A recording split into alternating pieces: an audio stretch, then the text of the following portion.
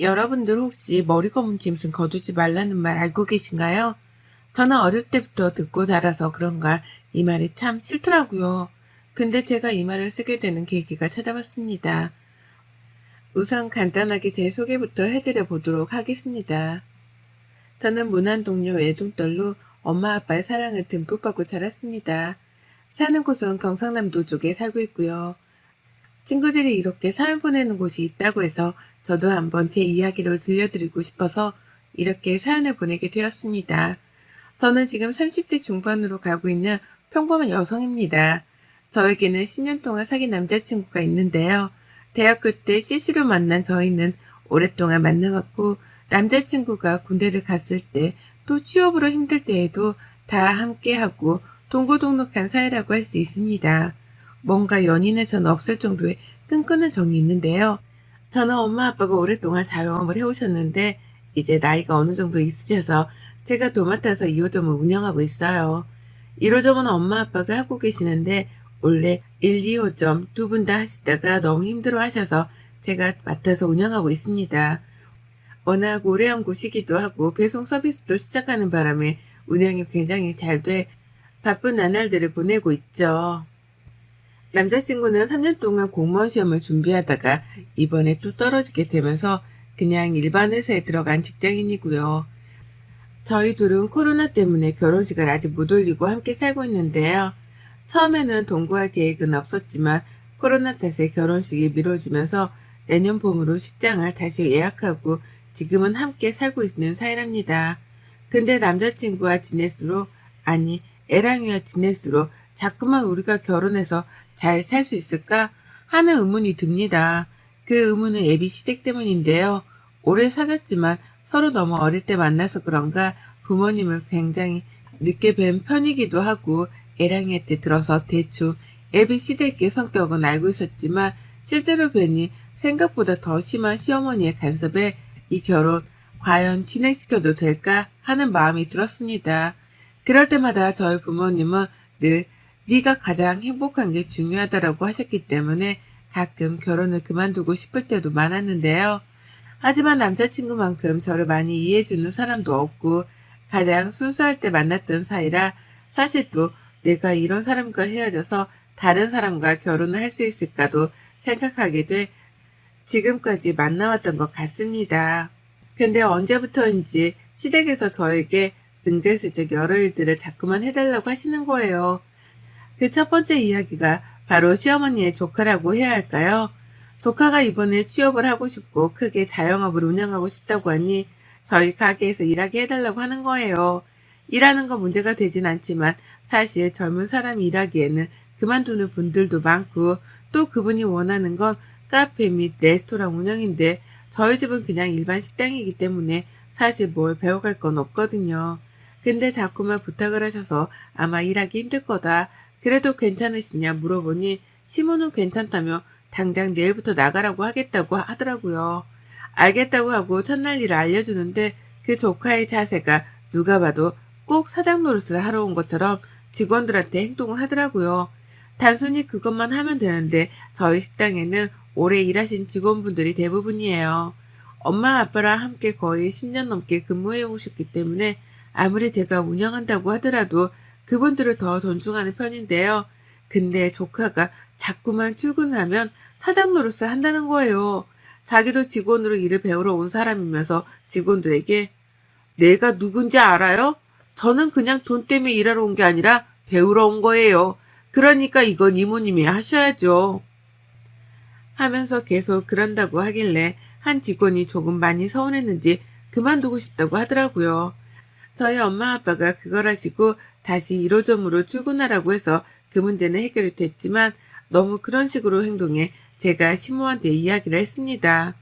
어머님, 혜영이가 자꾸만 출근해서 직원들한테 사장 노릇을 하는데 이러면 일을 못할 것 같아요. 예, 그럼 당연히 그 직원들보다 혜영이가 높잖니. 어머님, 그런 말씀이 어딨어요. 누가 높고 그런 게 없어요. 저희는 그냥 다 같이 일하는 사람들인 거예요. 하여튼 자꾸 이러면 저 같이 일 못하니까 그런 줄 아세요? 하고 저도 기분이 나빠 전화를 끊었습니다.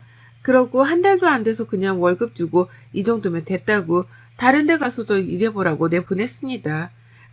그리고 예랑이한테 시어머니가 이런 부탁 이제 하지 말라고 하라고 단단히 이야기를 해두었는데요. 이게 바로 제가 시댁에서 겪은 정말 어이없는 일이에요. 근데 이것만 들어도 많은 분들이 헉 하시는데 사실 오늘 사연 보내드린 이야기는 바로 그 다음번에 발생한 일인데요. 저희 엄마가 오랫동안 당뇨진환을 앓아오셨는데 그동안 관리하느라 괜찮으셨거든요. 근데 더 관리가 필요할 것 같다는 병원의 상담으로 인해 1호점을 엄마 아빠가 잠시 쉬고 싶다고 말해 저보고 둘 다 관리해보라고 하더라고요. 처음에는 조금 그랬지만 그래도 엄마가 빨리 낫길 바라는 마음에서 직원도 한두 명 정도 더 고용하고 본격적으로 제가 운영을 시작했죠. 생각보다 어렵지 않아서 더 열심히 했습니다. 근데 성수기철이 되면서 손님들이 급격하게 늘어나면서 혼자 운영 관리가 너무 힘들 것 같은 거예요. 그래서 어떻게 해야 하던 찰나에 시어머니가 이 소식을 또 어디서 들었는지 그럼 자기가 2호점을 한번 운영해 보겠다고 하시더라고요. 처음에는 안 된다. 애랑이한테도 그건 안 된다. 뭐하러 그러냐. 일도 안 해보신 분이라고 했는데 계속 전화로 저를 설득해서 엄마 아빠 거니까 제가 물어보고 말씀드리겠다고 했습니다. 엄마 아빠한테 물어보니 오랫동안도 아니고 잠깐이고 또 가족이니까 더 잘해주지 않겠냐면서 월급은 더 많이 챙겨주라면서 이야기를 먼저 해주셔서 시어머니한테 알겠다고 했습니다. 그 이후 저는 1호점, 시어머니는 2호점에서 근무를 하게 되었는데요. 생각보다 2호점 매출이 많이 올라가고 시어머니가 손님들을 상대로 굉장히 잘하더라고요. 괜히 제가 시자 들어간다고 오해했나 싶기도 하더라고요. 열심히 하시는 만큼 저도 두둑히 어머님 용돈이랑 월급도 챙겨드리고 계시는 동안 부족함 없이 해드렸다고 생각했습니다. 근데 엄마 아빠가 이제 복귀하시면서 제가 다시 2호점으로 가면서 시어머니도 곧 그만둬야 하는 상황이었는데요. 또 열심히 하시는 모습을 보니 바로 그만두라고 하기가 그럴 것 같아 우선은 제가 2호점으로 복귀할 때까지 어머님한테 점포를 맡겨두었습니다. 매출도 오르고 하니 저도 어머니께 굉장히 감사하더라고요. 자기 일처럼 또 해주시는 모습에 감사드리기도 하고요. 그리고 엄마 아빠는 한두 달 정도 뒤에 바로 복귀를 하셨고 시어머니에게도 이 소식과 함께 이제 그만 쉬어도 되신다고 제가 왔다 갔다 하겠다고 말씀드렸는데도 불구하고 자꾸만 더 일하고 싶다는 생각을 내비치더라고요. 근데 사실 2호점은 1호점보다 더 작기 때문에 그 공간의 동선 배치가 가장 중요한데요. 그래서 그렇게 많은 직원들까지 필요 없어 어머님께는 이번 달까지만 나와달라 말씀드리고 마무리를 했습니다. 그리고 며칠 후에 갑자기 엄마가 일하시다 쓰러지시는 바람에 정말 놀랐고 다행히도 문제점을 발견해서 당분간은 입원해 있어야 한다고 했는데요. 아빠도 엄마 곁에 있어야 한 터라 어머님이 다시 2호점을 맡아주셔야 했고 죄송한 말씀이지만 자초지종을 설명드렸습니다. 그 뒤로 엄마 아빠는 생각보다 퇴원이 늦어지게 되기도 하고 당분간은 좀 쉬시고 싶다고 해서 제가 운영을 본격적으로 하기 시작했습니다. 둘 다 매출도 많이 오르고 어머님도 일이 재밌다고 하시더라고요. 근데 언제부터인가 어머님의 태도가 조금은 달라지기 시작했어요. 제가 전화를 드려도 묵묵부답에 일은 열심히 하는 것 같은데 직원들 이야기 들어보면 꼭 갑질하는 사람 같다면서 그런 얘기가 많더라고요. 근데 사실 시어머니가 될 분한테 이런 걸로 뭐라 하는 것도 사실 굉장히 어려운 일이잖아요. 저도 간섭하기 싫지만 시어머니 행동이 자꾸만 달라지니 더 이상 일을 같이 하면 안 되겠다라는 생각이 들기까지 하더라고요. 그래서 이제는 그냥 힘들어도 두 곳 제가 운영해야겠다 싶어서 가게를 찾아갔는데 제가 알던 매장과는 다른 분위기가 되어 있더라고요. 도대체 이게 무슨 일인가 싶어서 어머니께 말씀드렸죠. 어머님, 이게 도대체 뭐예요? 저한테도 말씀 안 하시고 이렇게 메뉴판을 짜시면 안 되잖아요. 아, 뭐 어때? 이러니까 더 잘 나가. 네가 뭘 몰라서 그래. 저희 아빠 엄마가 가게를 운영하시는 원칙이 있어서 지금까지 그 원칙을 지켜왔던 건데 그럼 쿠닥다리 이제는 필요 없어. 예? 그게 무슨 말씀이세요? 구닥다리라니요. 아니 매장 운영 방식도 조금씩은 바꿔야 뭐가 되지 안 그러니? 지금은 내가 맡고 있으니 내가 한번 해볼게. 하며 적반하장으로 나오더라고요.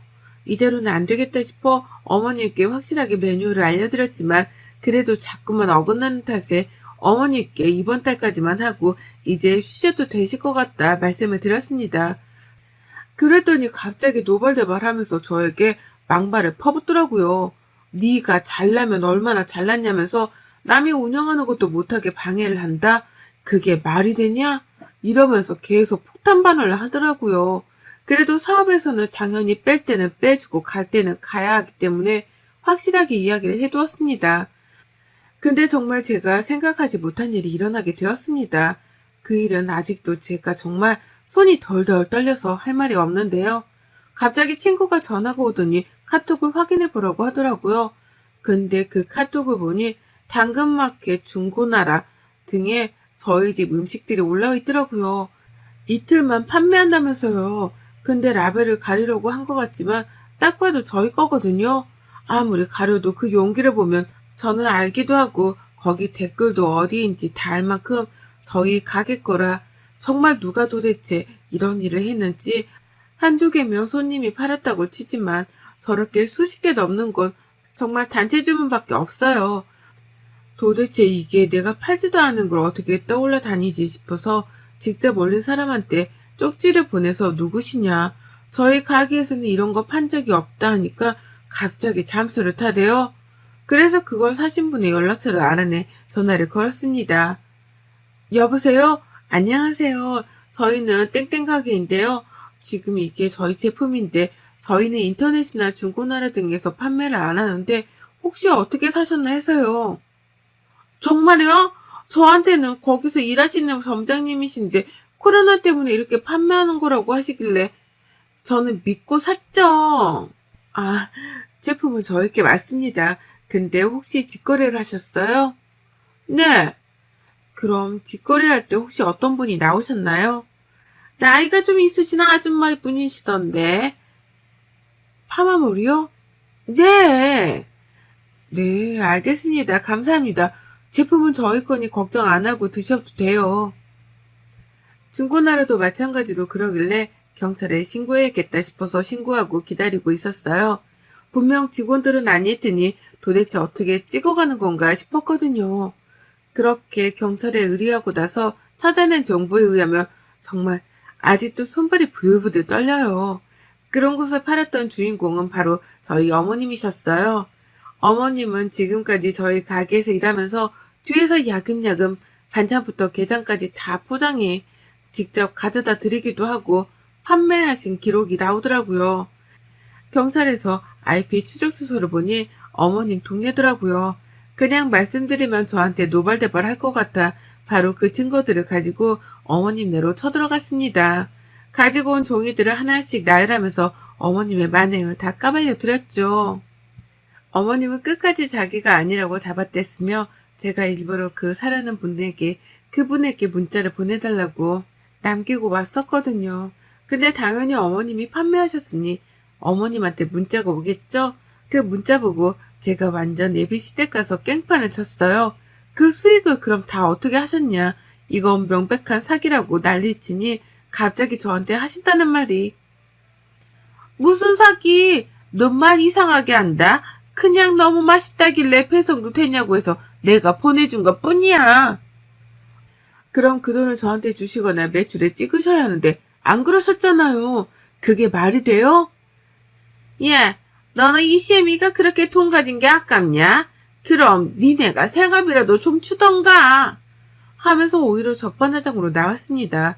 이대로는 안 되겠다 싶어서 더 증거를 모으기로 하고 이제는 다시 한번 그랬을 시에는 아주 깽판을 치려고 했습니다.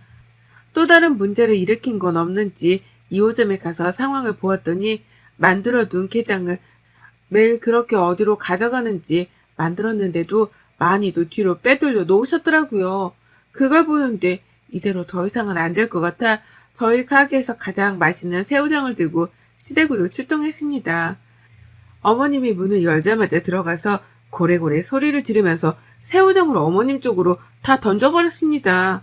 제가 더 충격적인 사실을 알게 된 건 바로 그때였는데요. 어머님이 바로 저희 엄마 아빠 가게를 탐내고 계셨더라고요. 그래서 자꾸만 자기가 운영해보겠다고 한 거고 그거를 위해서 준비했다는 거예요. 정말 이 이야기가 소름 아닌가요? 저는 정말 이럴 줄은 꿈에도 상상 못했거든요. 그래서 시댁으로 달려갔더니 새우장을 뒤집어 쓰도록 집안 곳곳에 뿌리고 어머님께도 아예 새우장을 전부 다 뿌려드렸어요. 그뿐만이 아니라 집안 곳곳을 돌아다니면서 냄새가 다 배일 수 있도록 새우장을 뿌리고 어머님 얼굴에도 또 뿌렸어요. 그리고는 한마디 드렸어요. 어머님, 진짜 어머님의 자격도, 시어머니의 자격도 아무것도 없는 거 아세요? 저희 엄마 아빠가 일군 가게를 그냥 낼름 하려고 하셨어요? 그게 말이 된다고 생각하세요? 왜요? 지금 바닥에 떨어진 것도 한번 주워서 팔아보세요. 뭐가 말이 안 되는데, 내가 거기서 그래도 몇 개월을 일했는데. 일은 안 하고 주방에 피해는 많이 주고 아예 제품들을 다 뒤로 빼돌려서 팔고 이게 사기꾼이 아니고 뭐세요? 뭐? 뭐 사기꾼? 너 아주 가정교육을 어떻게 받은 거니? 이렇게 뻔뻔하게 나오실 줄 알고 저 벌써 소송할 거 다 준비했으니 준비하세요. 돈 좀 두둑혀. 제가 보기엔 저희 제품 팔아서 돈 많이 버신 것 같은데요. 야! 하길래 저도 같이. 왜? 제가 어머님 그거 판매할 때 얼마 정도 버셨는지 모를 것 같아요. 제가 봐도 정말 2, 300개는 팔았더라고요. 그 정도면 대충 가격이 이렇게 나오는데 그 비용이랑 피해보상금까지 받아야 할 것 같아요. 남의 돈 쓴 죄까지 써서요. 너 애가 정말 무서운 애구나. 시애미가 돈 좀 없어서 빌렸다. 그게 그렇게 안 입고 없냐 너는? 안 입고 온 게 아니라 상식적으로 남의 제품을 말도 없이 뒤에서 파는 게 맞다고 생각하세요? 아니 그게 잘못되었는데. 그럼 판매한 금액 전부 다 주세요. 뭐하러? 내가 판 건데. 라며 뻔뻔하게 나오셨고 아무래도 말로는 안 될 것 같아 법으로 해결한다고 했습니다. 그 뒤로 남자친구 애랑이에게 이별을 고했고요. 애랑이는 울며불며 저에게 매달리지만 저는 월골조차 보고 싶지가 않더라고요. 또 집 때문에 혼인신고는 벌써 한 상태라 졸지에 이혼녀가 되어야겠지만 도저히 어머님은 용서할 수가 없더라고요. 그 뒤로 소송을 저는 시작했습니다. 어머님과 애비 남편이었죠. 저보고 너무한다 했지만 저는 아랑곳 하지 않고 준비했습니다. 지금까지 저희 물건으로 뒤로 돈 번 것부터 시작해서 저 몰래 저희 엄마 아빠 가게를 탐내었던 것들을 전부 다 소송에 이야기하기로 했고 어머님은 끝까지 인정 안 하시더라고요. 가장 비싼 변호사로 끝까지 밀어붙이니 그때 저보고 독한 년이라고 침을 탁 뱉으시더라고요. 그래서 저도 똑같이 어머님한테 침을 뱉어드렸어요. 아이고 그렇게 하시면 제가 무서울 줄 아셨어요? 천만에 만만이네요. 정말 어머님만 침 뱉고 욕할 줄 아신다고 생각하세요? 너무 바보 같은 생각 아니에요? 눈에는 눈, 이에는 이 하는 것처럼 정말 끝까지 밀어붙이니 어머님이 이제서야 저희 집으로 찾아와 싹싹 비네요. 그래서 제가 한마디 해줬죠. 왜요? 눈에 뵈는 게 없어서 저한테 난리치더니 돈 더 많이 낼까봐 이제 와서 합의요? 어림없죠 진짜. 애기야 진짜 미안하다. 내가 그때는 돈이 필요해서 잠깐 미쳤었나 봐. 그럼 계속 미친 채로 사세요. 저는 멈출 생각 없으니까요. 아, 멈추는 걸 원하시면 꿀꿀 싹싹 비세요. 그럼 한번 생각 정도는 생각이라도 해보죠. 너 이렇게 독한 애였니? 어머님, 제가 독한 사람이면 어머님은 악마예요. 합의금 얘기하자 자기가 지금까지 챙긴 수익금도 다 주겠다고 해서 제가 원하는 만큼 비용을 받았습니다.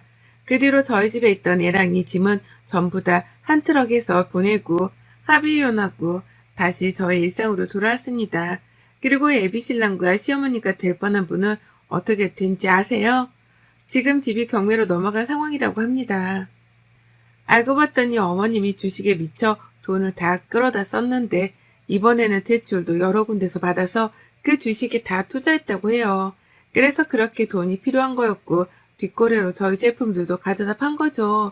정말 생각하기도 싫었던 한 해인 만큼 제가 원하는 합의금 받고 이제 발 뻗고 자려고 합니다. 이래서 머리 큰 짐승은 거두는 게 힘들다더니 바로 이런 말이 아닐까 싶습니다. 그렇게 저는 다시 솔로가 되었고 엄마 아빠는 한참을 위로하시다가 저보고 이제 행복만을 위해서 살라고 말씀해 주시네요. 이렇게 처음 믿고 사랑했던 사람과 쓸쓸하게 이별을 맞이했지만 이 또한 경험으로 생각하고 앞으로 정말 좋은 남자 시댁을 만날 수 있지 않을까 싶습니다. 이렇게 저의 긴 글을 읽어주신 모든 분들께 참 감사하다는 말씀을 드리고 싶습니다. 오늘은 저의 이야기가 많은 분들에게 공감했으면 좋겠어서 이렇게 보냈는데요. 맥주 마시면서 쓰니까 다시 기억이 떠올라 힘들었네요. 늘 행복한 기억만 가득하세요. 여러분의 생각은 댓글로 남겨주세요. 오늘도 시청해 주셔서 정말 감사합니다.